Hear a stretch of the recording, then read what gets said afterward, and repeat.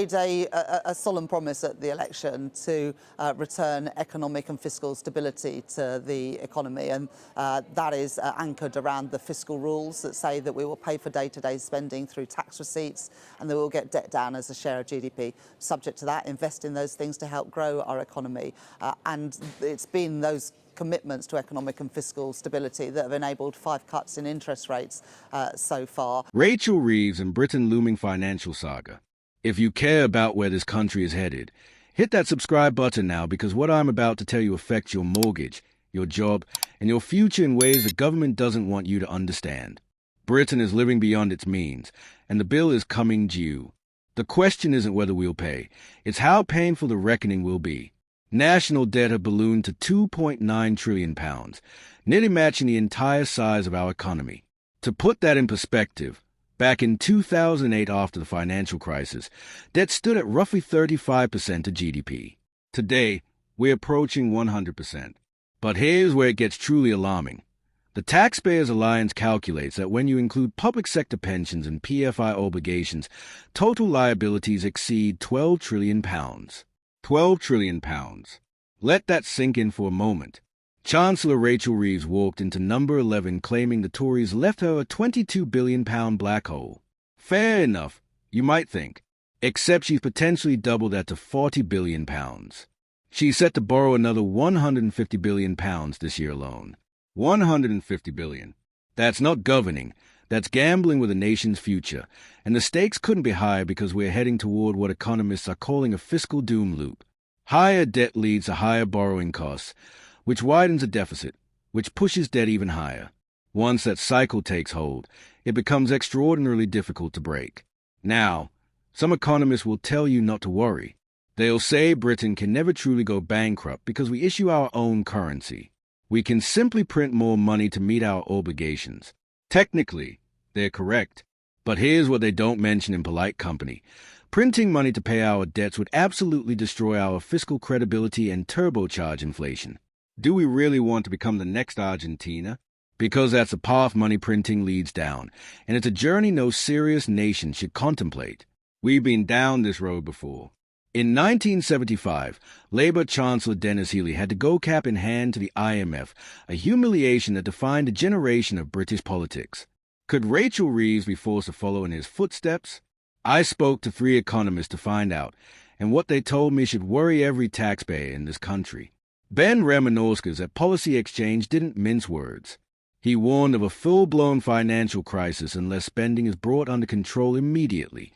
The UK's public finances aren't just in poor shape, they're in a dire state and forecast to deteriorate further. Get this, national debt is projected to top 270% of GDP within the next 50 years. And if productivity doesn't improve, it could explode past 640%. 640%. That's not a country with financial difficulties. That's a country in existential economic crisis. Here's where the doom loop becomes terrifyingly real.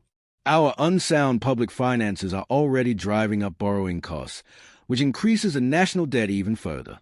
This makes borrowing more expensive for ordinary people and businesses, putting homes and livelihoods in jeopardy. Bond market investors, the people who actually lend the government money, are starting to question whether the UK can pay it back, especially if we face another crisis like a recession, pandemic, or war. And let's be honest, it's not a question of if another crisis hits. It's when. So what needs to happen? According to Ramanauskas, the government needs to take urgent action. Public spending must be slashed, particularly on out-of-work benefits. The state pension triple lock, that sacred cow of British politics, has become unaffordable and needs scrapping. But more importantly, we need to slash red tape and build homes, energy infrastructure, and transport links to get the economy growing again. Because the only way out of this mess is to grow our way out, and right now we're doing the opposite. Tom Clufferty, Executive Director of the Institute of Economic Affairs, framed it perfectly when he invoked Ernest Hemingway. Bankruptcy happens 2 ways, gradually, then suddenly. Britain has been in the gradual phase for years. The UK budget hasn't been balanced since the start of the millennium. We're borrowing more than £300 million every single day, and we're not at war or fighting a pandemic. Among advanced economies, we have the 3rd highest deficit and borrowing costs, and the fourth highest total debt. We're not leading the pack. We're bringing up the rear with the economic stragglers. The demographic time bomb makes everything worse. As the population ages, demand for pensions, healthcare, and social care will increase dramatically.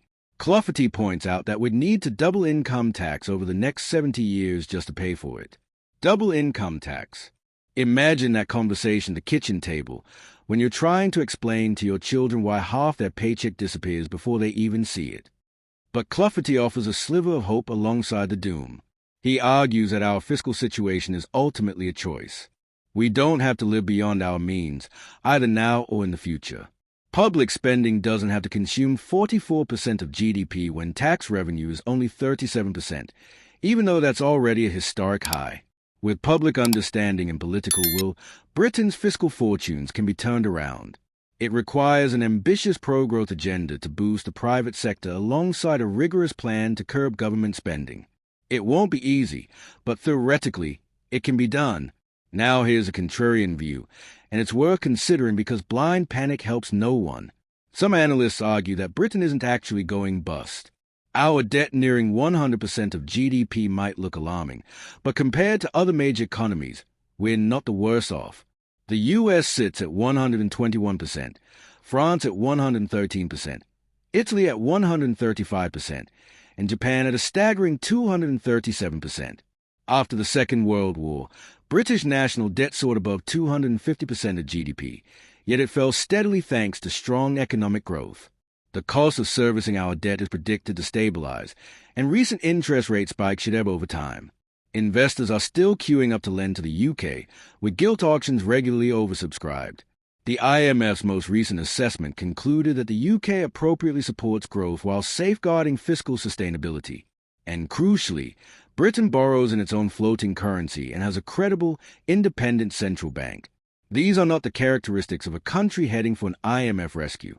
But here's my verdict, and I don't say this lightly. The IMF couldn't afford to bail us out even if we asked. The UK economy is simply too large.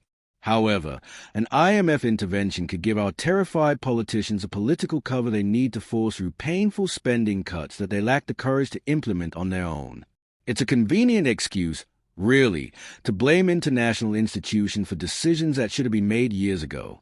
Even if Britain can't technically go bankrupt, we're facing serious pain unless Rachel Reeves brings UK finances back under control. And here's the uncomfortable truth I'm going to leave you with. I don't think she can. Everything we've seen suggests this government is more interested in spending than fixing the structural problems in our economy. The doom loop is tightening, borrowing costs are rising, and the political will to make hard choices seems entirely absent. We're living through a critical moment in British economic history, and most people don't even realize it. The decisions made in the next few years will determine whether Britain remains a prosperous nation or slides into managed decline. So hold on to your hats, because the ride is about to get considerably rougher. If this analysis opened your eyes to what's really happening with Britain's finances, subscribe to UK Connors because we're not stopping here. There's more to uncover, more truths to tell, and you'll